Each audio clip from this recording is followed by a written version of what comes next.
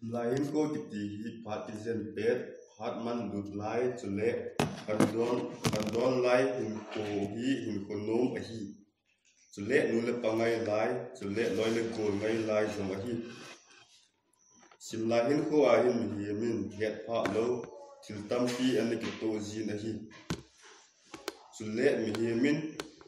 mihim hi nan wang ithil to ki bang che ta di ji poi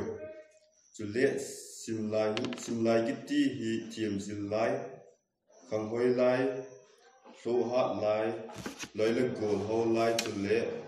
loi gol chem to len lai zong an in a hi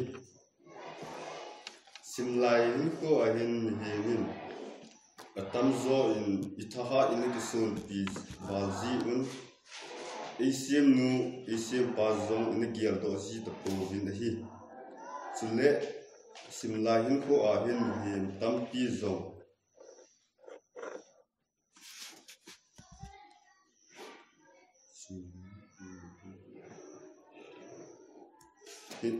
hin min pha ding a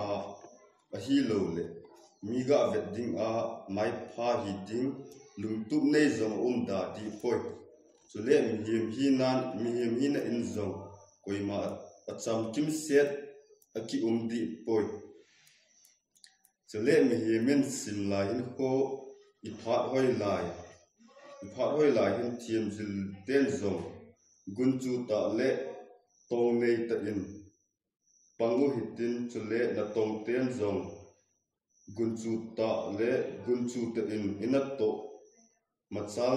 machala thading in pangu hitin ibolam zo sirvin pakai pati nu chu gial do pumin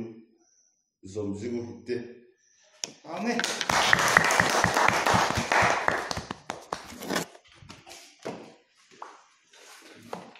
Phải nó sao nào à? Hả?